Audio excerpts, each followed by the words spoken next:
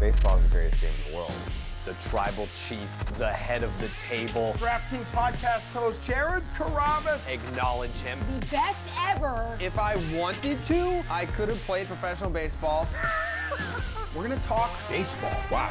We're rubbing it in the faces of people who think that the sport's dead. We're here to show you that it's not. When people say, this is my life, no. Like this is my life. Hey, what's going on, everybody? Welcome to the latest, greatest episode of the Sweat Tuesday Takeover with Jared Carrabis. Steve Buchanan, Jesse Cofield. I am Emerson Lazia. The energy this morning, it's spewing out of all of us. Yeah, it's I'm electric shocked the in show here. wasn't canceled because of the rain outside. It is crazy. We had to practically swim to get here, but Right. we are here. We did. What's coming up in this show? You want to tease some of the people? Yeah, sure do. Culture issue in the White Sox clubhouse, question mark? Now they're fine. Okay. Dudes are getting slapped while they're naked bathing? Okay. How concerned is Jared about the Red Sox? Not at all. Not at all, because we got a lot of bright spots. What if Jared never gave up his MLB dreams? Whoa! We're gonna take a little walk down there, right there. But let's talk about the Sox here, okay? And what a difference a Which day Sox? makes. The Red Sox. The Red Sox. Let's go Yeah. Red Sox. The good first. Yellow Sox. Because when I said what a difference a day makes, you say the Red Sox because they had a rough weekend. Yeah, no one right? cares about that anymore. Okay, right. Swept by the Blue Jays. I will just mention it. Yeah. Alex Verdugo benched Yeah. on Saturday. Not a cute look. No. A lot of people being like, oh, well, nothing happened at the trade deadline. Look where we are. Then yesterday That was a good impression. Yeah. Yesterday happens. Trevor Story's back tonight. He is. But yesterday, I mean, Rays with a walk-off.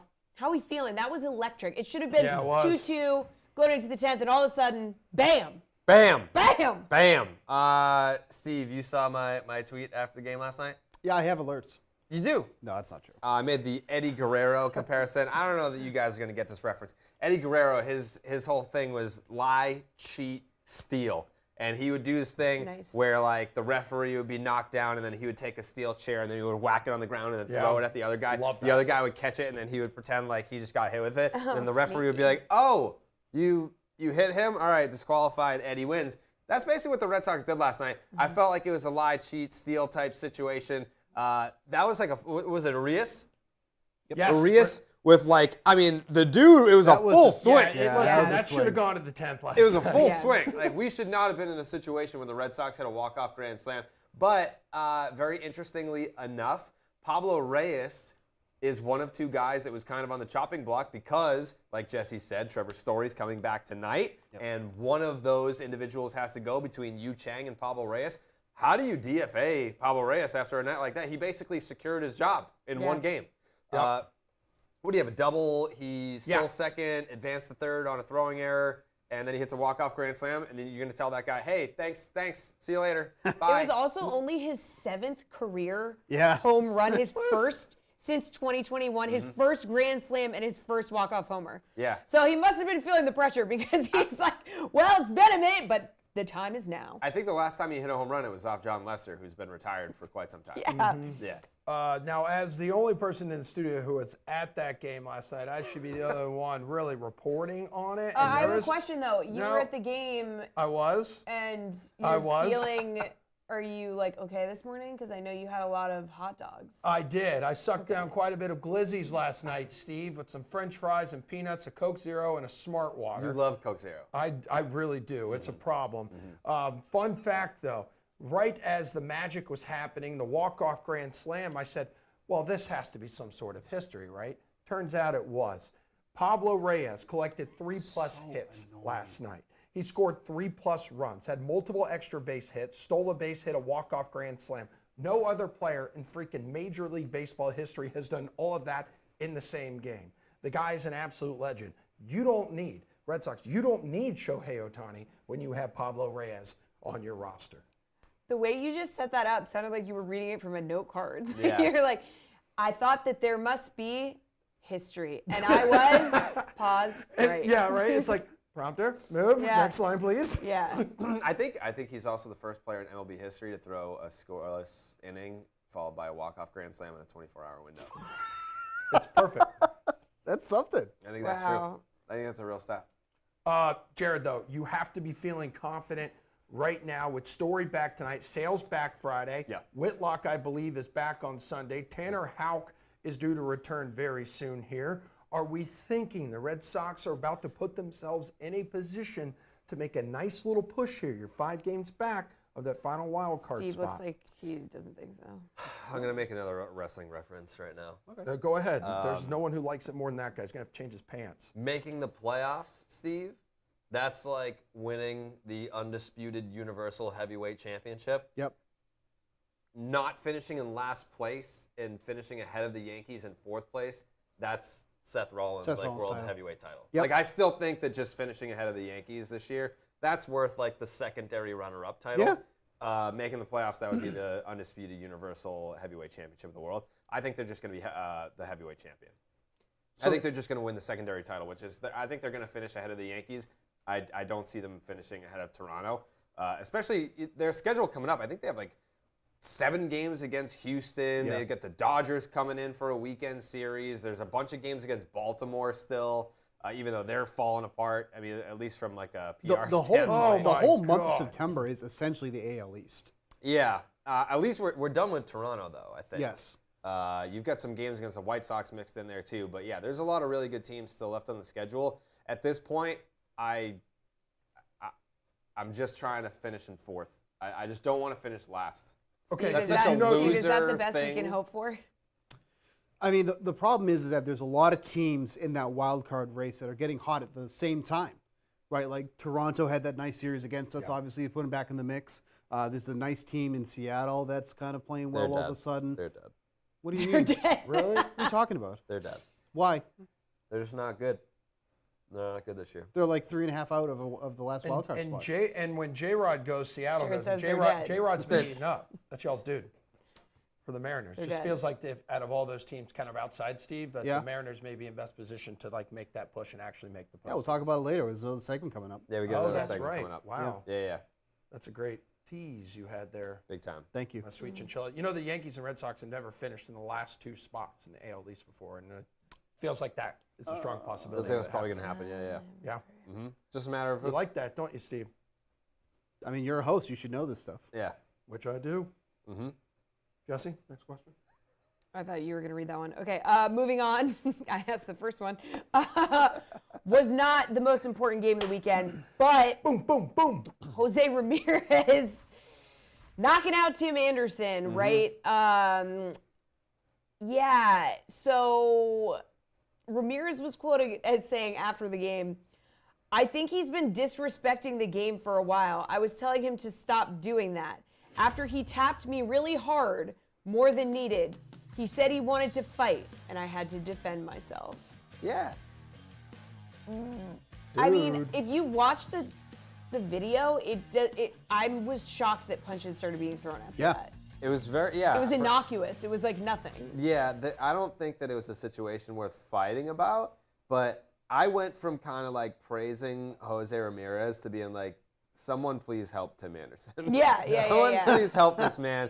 Because, I mean, not only did he get knocked out and millions upon millions of people saw that clip, then he goes on Twitter and just has this full-blown just tweet rage. Yeah.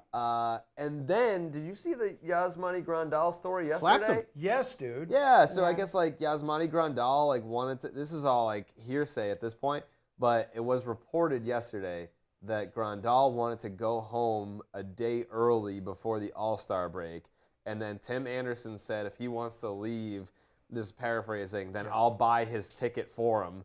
And then Grandal came up to Tim Anderson in the tub and just slapped him in the face. So Tim Anderson has just been dealing with, I mean, this is also a guy that didn't hit his first home run of the season until a couple of weeks July ago. 29th, yeah. Yeah, so he went from top of the world, like World Baseball Classic at the start of the year, to having statistically your worst year of your career, to now getting knocked out in front of everyone, to having just this mental breakdown on Twitter, and now this story's coming out about Grandal just slapping him in the face Yep. in the clubhouse. And Grandal has like denied that report, and then some people are like, "All right, you tell me, Jared, is this just a case of listen, brothers, fight from time to time?" Because a lot of people point out Grandal's the one helping Anderson like off the field when dude didn't have his legs after he got absolutely popped in like the face. Yeah.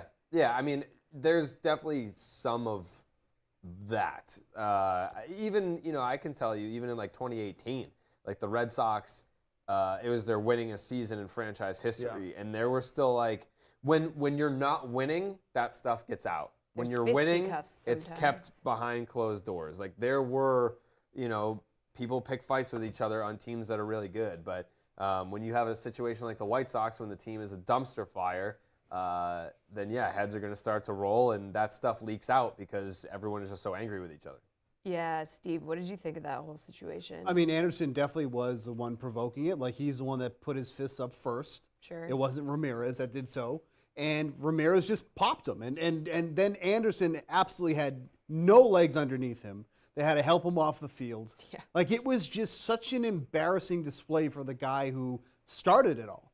And, like, for me, it's like, so these guys play in the same division. They're very familiar with each other. Like, this wasn't just like a one-time incident for, I think, Ramirez to do what he did. Like, this had to be something that's been going on for a while, or like that other players discuss, like, Anderson might play this way, or like, he throws the tags down harder than he needs to or whatnot. So, like, to me, that almost felt like just like everything just boiled over at that point in time.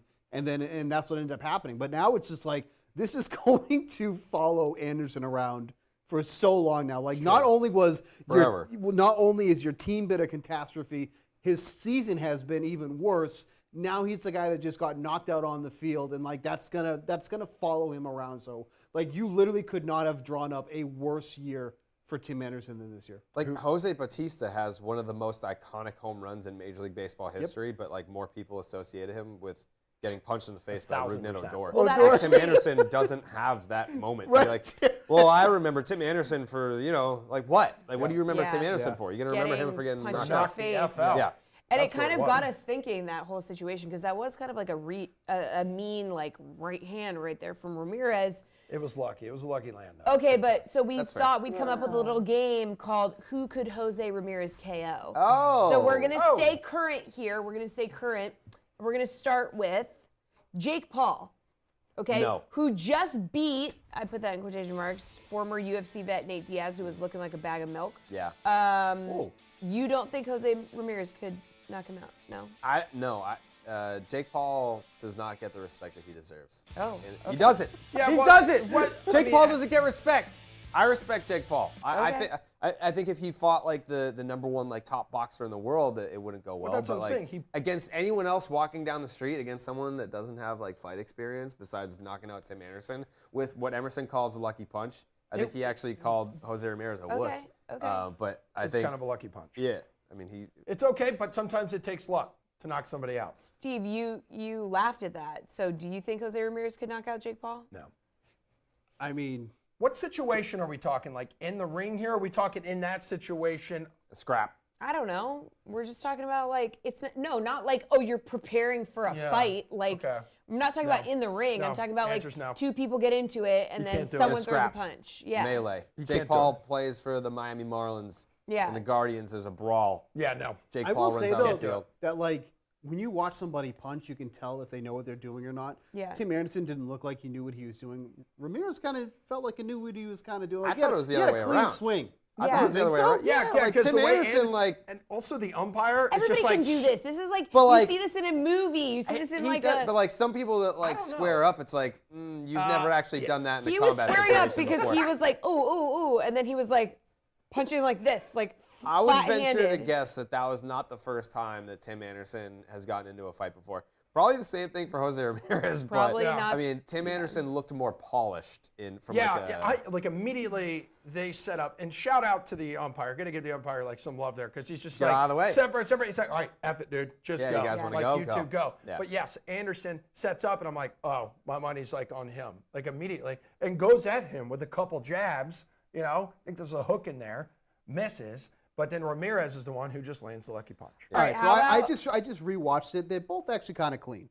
Now that I'm Yeah. rewatching it, Yeah, his they're Anderson. both pretty clean. Both of them. Yes. They're actually both Okay. pretty clean. All right. All right, how about Jason Veritek? Okay, an epic image, obviously. You gotta be careful Him with this. going after A-Rod. I think Jason Veritek would knock him clean out. Okay. I think also if it was MMA rules, imagine Jason Varitek with his tree trunk quads getting you in like a guillotine type deal. Yeah, like prime Jason Varitek, he would absolutely. He would snap annihilate. his head Okay, off. so Hell, he's in even agreement. Varitek now got a. Was that called Hell's Gate? Yeah. Yeah. Yeah. If Jason Varitek got Jose Ramirez in the Hell's Gate, he would pop his head off. He's Okay. got a few more pounds on him now too, so that's only going to help him. Yeah. Jose Ramirez is not that big. This But he's But like, Varitek is. Jose Ramirez has like. He's is very built like odd. a fire hydrant. Yeah. He's very odd. hard to take down. For Yeah. sure. Apparently. You know who's hard to take down? Yeah, this one is actually going to be probably the hardest one to decide. Emerson Latzia. Emerson can't even handle you a guys- sore throat. I will say Yeah, that's true. Okay. the only thing that has taken me. Oh, what is that? Jose Ramirez. What are you eating, Take dude? that down. That's Versus- awful. What are you doing? I don't remember eating that. What is that? That's disgusting. Take that off. What is So it? this guy versus this guy. What Okay, is so that? just so you know, this guy, like, I'm not a fighter. And the few times I've gotten in spats, I've won. What are you eating? Like an egg you with like slap I granola? don't know. I Have think you it's some ever- kind of meatball or Have you something. ever punched someone? That's a meatball. I have punched someone, and they've been clean hits. What did you fight over?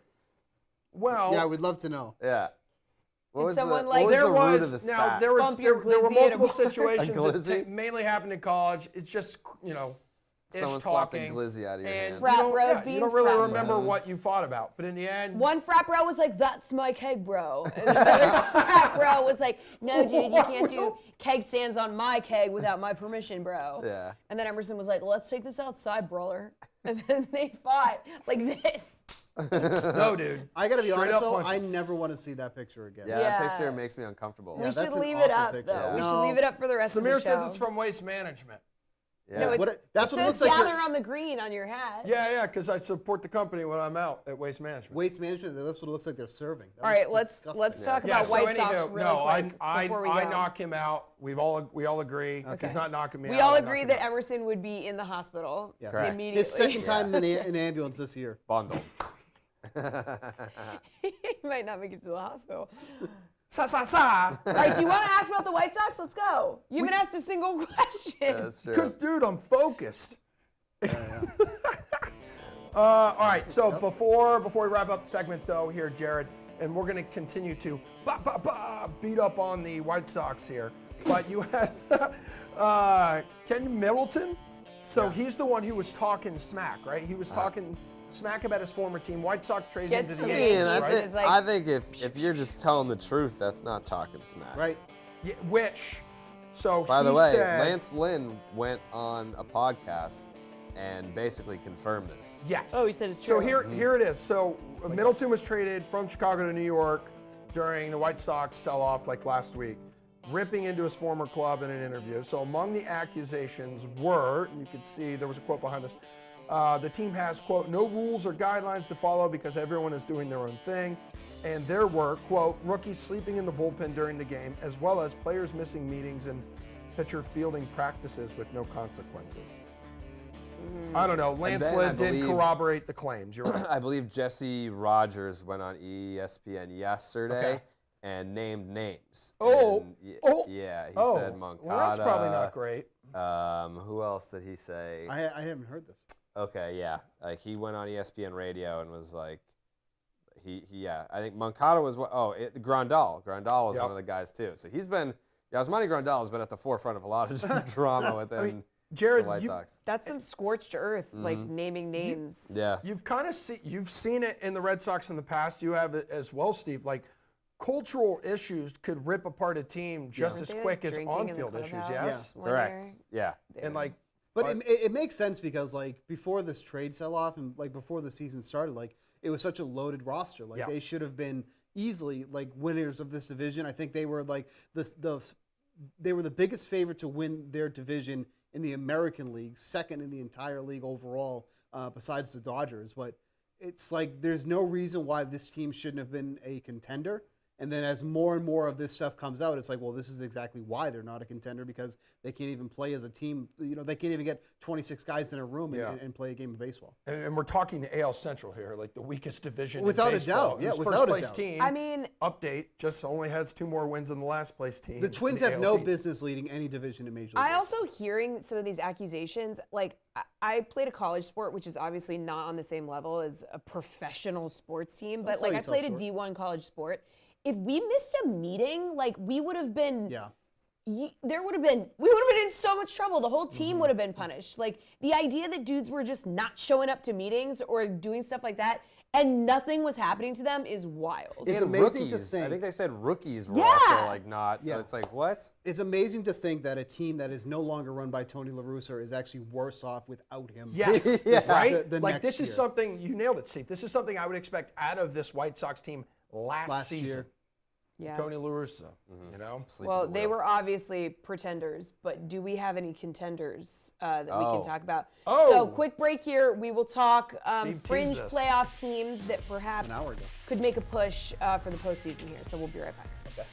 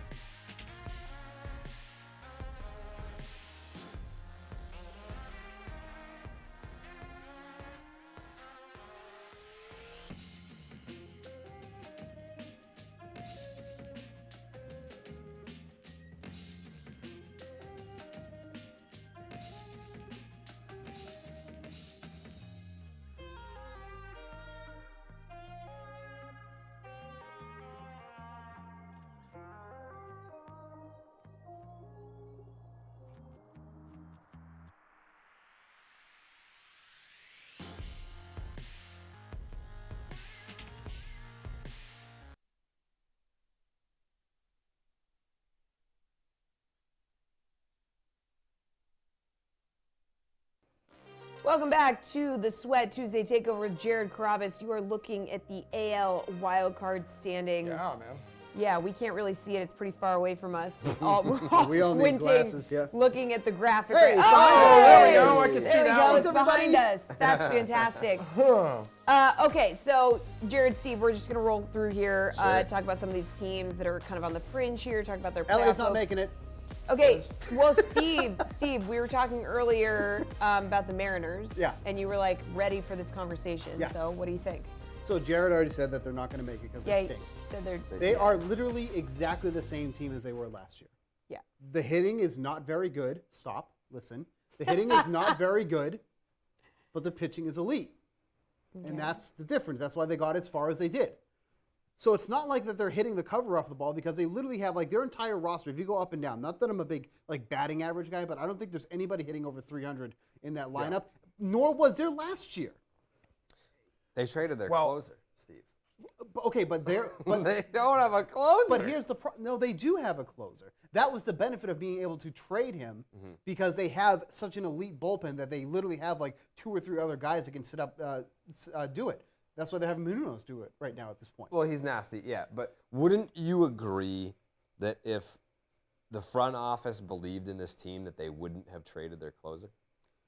What was the point of that if they're going for it? What is the point of that if they're capable of making it to the postseason? I think it was almost like a Red Sox move last year where they were kind of buying, kind of selling. And they got a really good haul back. And like some of those guys are already like Canzone, I think I don't know how to say his last name, but like already in the lineup, like an MLB ready player. They got Rojas back, an MLB ready player. So it's like, yes, you did trade some important pieces, but it wasn't like you were trading and it's like, well, now who's going to close? It's like, well, your setup guy can easily go into that role and do it, and he already has. Jared, they're 10-2 in their past dozen games, so they're 3 out of the wild card. And it's probably not a coincidence that during this stretch there, Julio Rodriguez is batting .359, 6 doubles, 4 homers, 11 ribbies, 12 runs scored. So when J-Rod goes, as we mentioned earlier in the first segment, Seattle goes, it does feel like that this is the only team currently on the outside looking in that's really capable of breaking through and claiming we're a going playoff to spot, talk about right? some of these like fringe teams. And they it's have, no shot. real quick, they have one of the easiest schedules for the rest of the year. Okay, so that's moving important forward. too.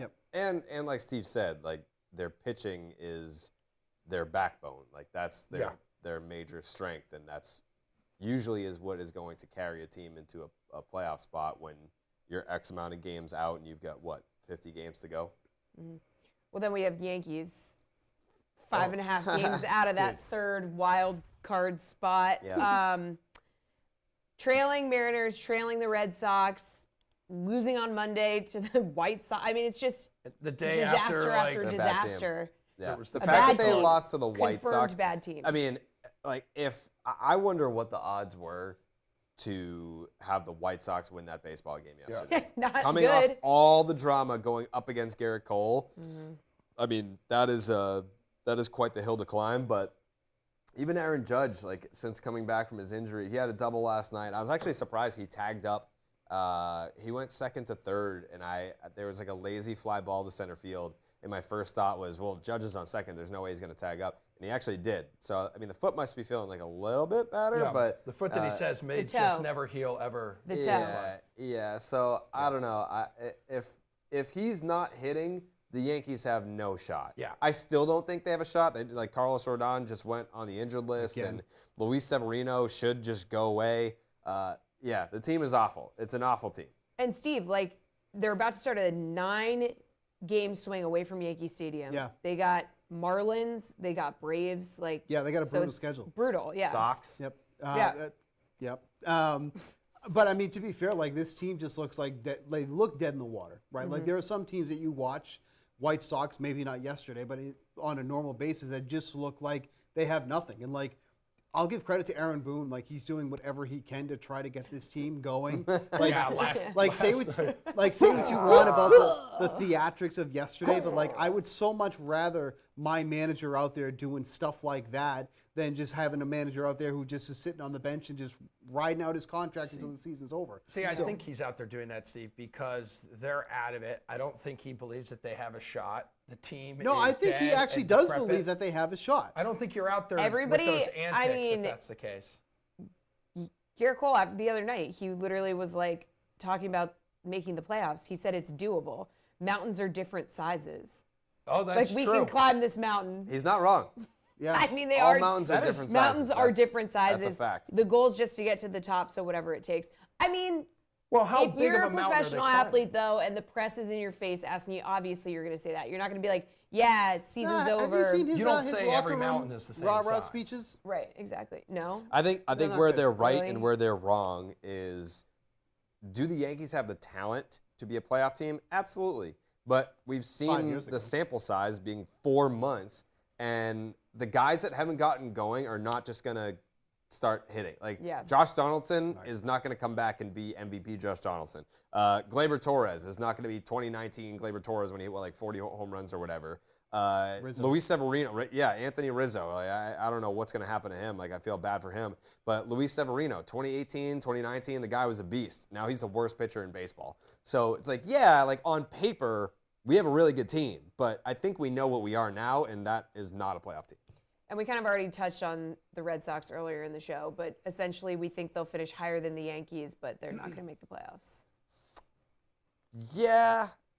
Oh, Yeah. maybe you're changing your own mind? Yeah, I mean, like, I feel like that's the most likely outcome, but there is that element of Mountains are different sizes. mountains are different sizes. Stop. Chris Sale is coming back. Trevor Story's coming back. I think you're going to be a different team. Yeah. So you're And saying there's a chance. I'm saying that there's a chance. I'm saying that there's a way. I'm saying that there's a path to the top of our mountain. Yeah. It's a different mountain. It's a completely Okay. different You know, mountain. and people are discounting the fact that the Red Sox are going to be wearing the yellow jerseys moving forward. So who has a better chance, Boston or Seattle? Oh, Seattle.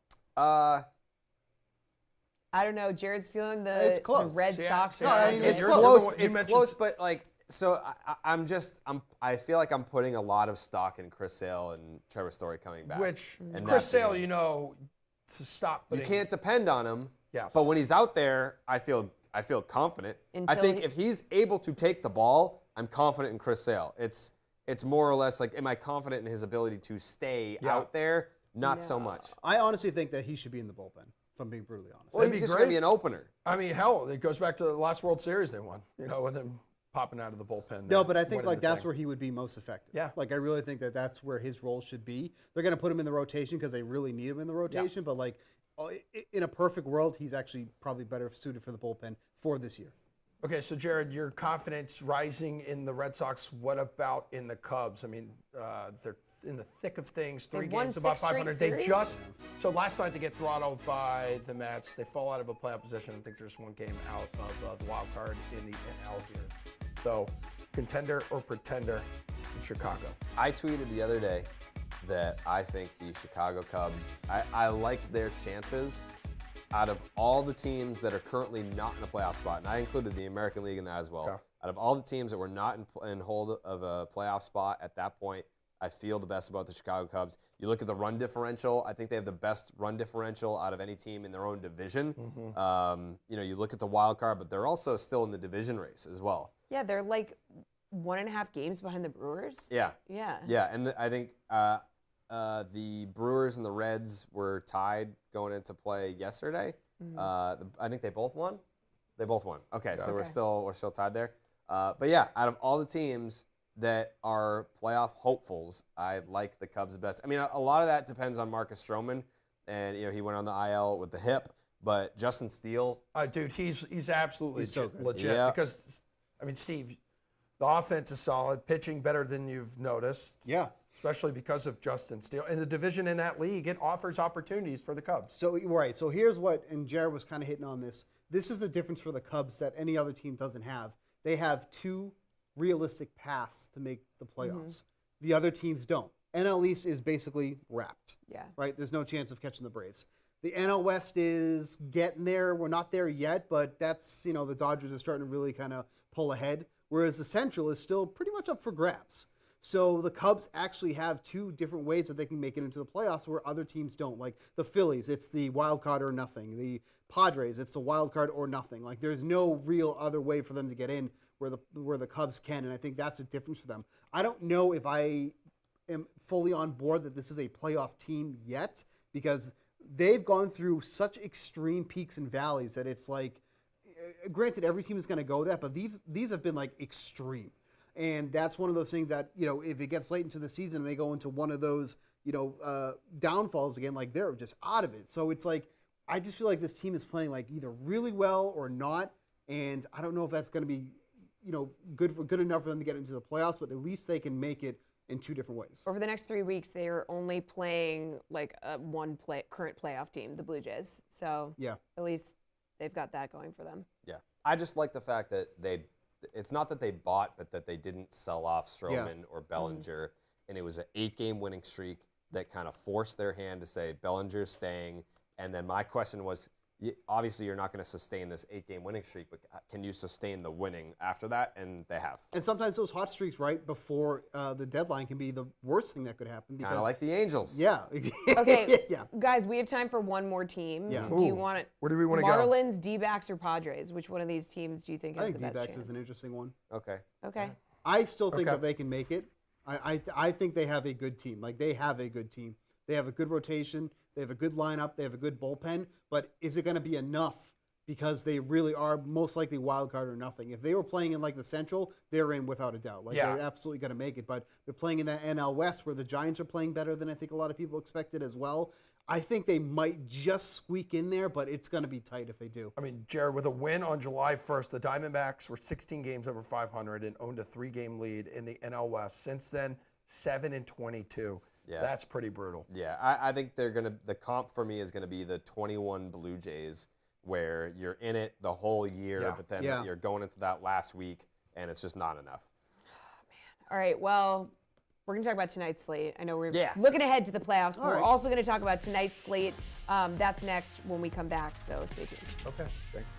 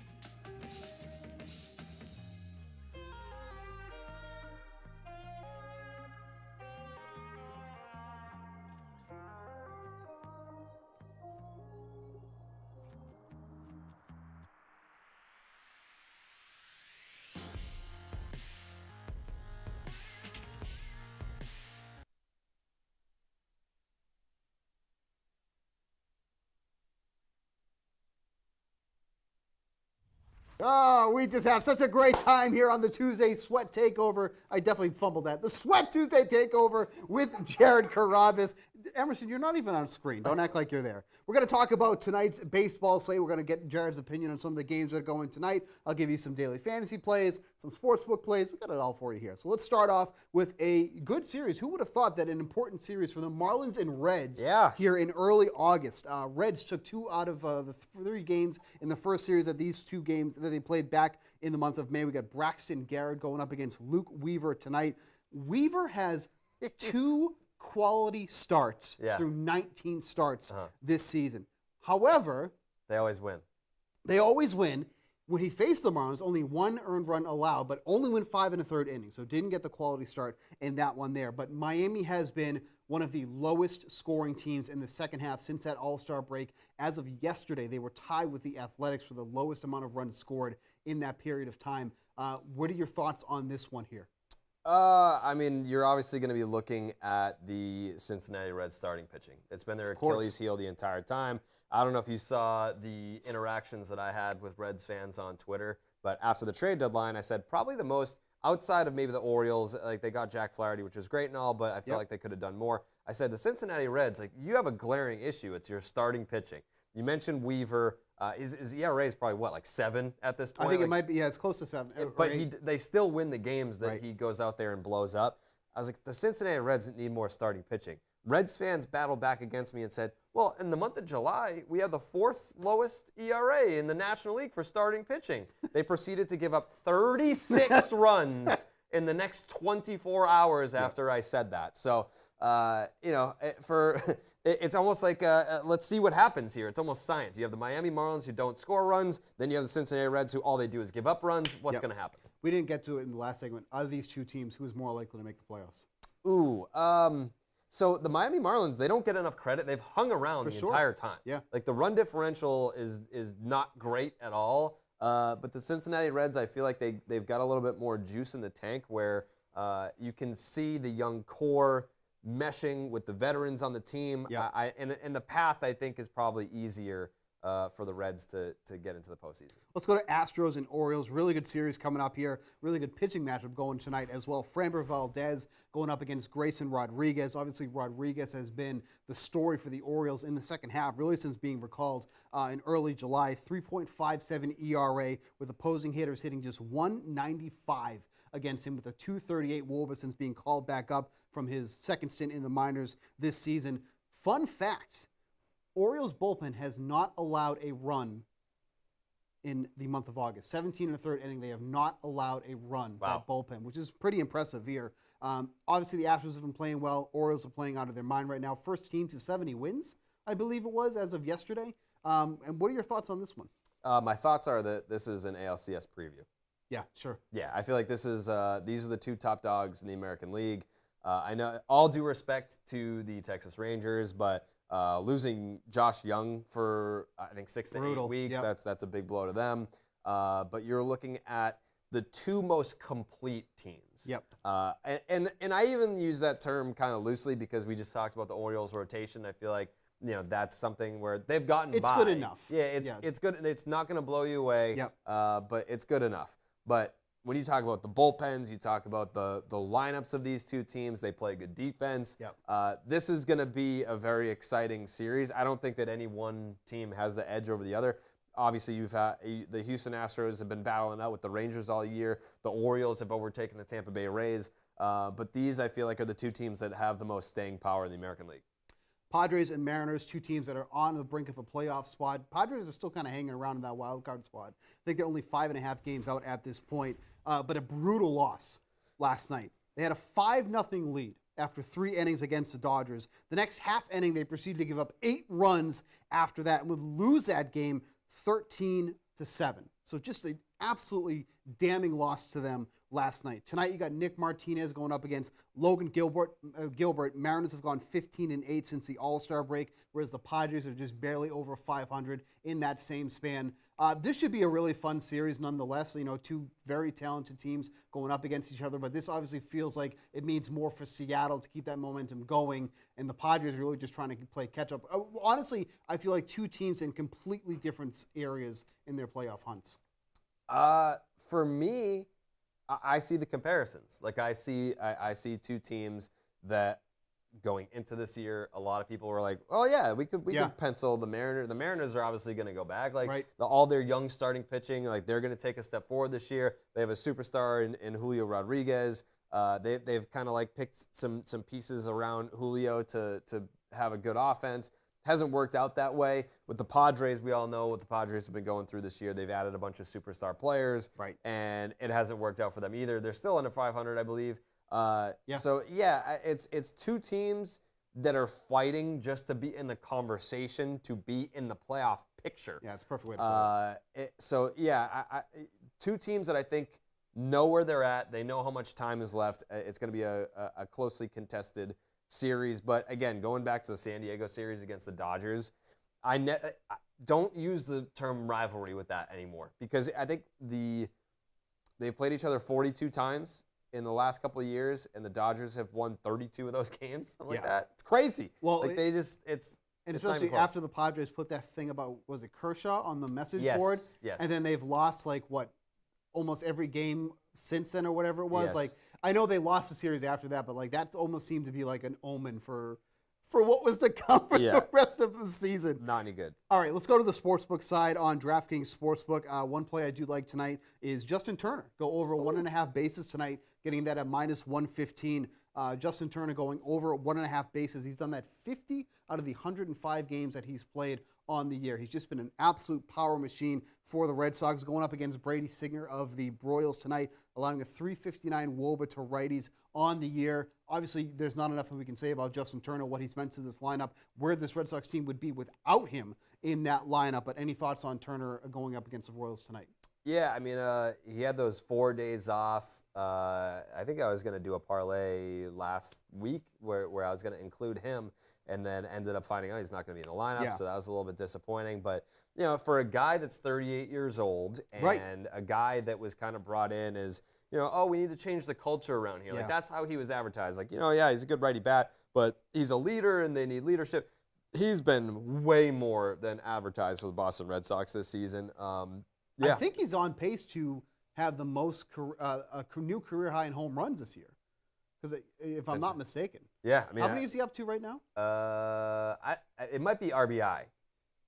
I feel like he's close to that mark for home runs as well. Could be. Yeah, I mean, he's Because I want to say his career high in home runs was 27, okay. and I know he's at least at the 20 mark at this point. As I'm trying to bring up Fangraphs here very quickly. Yeah, he's been the model of consistency for the Red Sox this year. To your question of where would they be without him, Right. They wouldn't even be in the conversation for a playoff spot. It wouldn't even. I mean, obviously after this weekend, I don't know that they're in the conversation. But All right, so he's had 27 home runs 3 times in Okay. his career. He's currently at 17 with about 60 or so, 55 or so games to go. So he's probably gonna be right around there. he's going to be right around there. Okay, for the daily fantasy side, really like Cody Bellinger tonight going up against Carlos Carrasco of the Mets. 355 WOBA for Carrasco against lefties, 5 of the 15 home runs that he's allowed.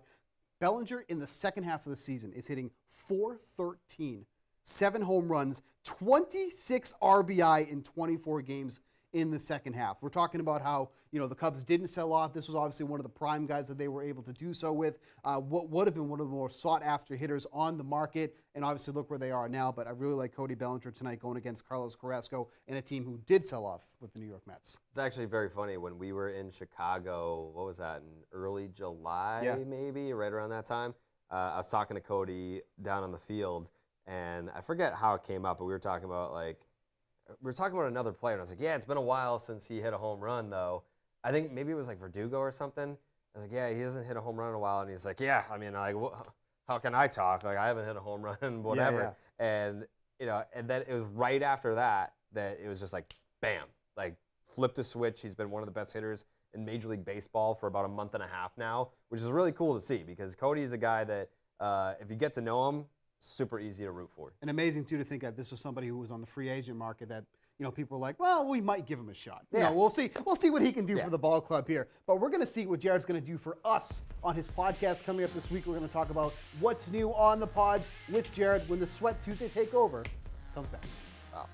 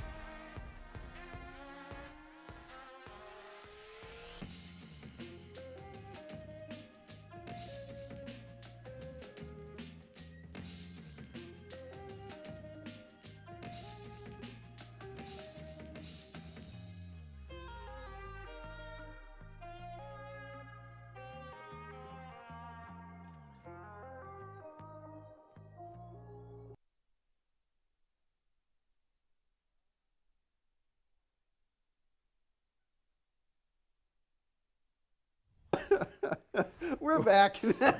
We are. Don't say it. We are so back. No, don't say it. Yeah. Glizzy. All right, so since we are back here on the Tuesday Takeover with Jared Carrabba, Steve Buchanan, I am Emerson Latzia. So on Friday's episode of Jesse. Baseball is Dead. I know, what the hell? Yeah. What? Yeah. What happened? Jesse's here You too. missed me, but Did I say you? No. no, No. you didn't.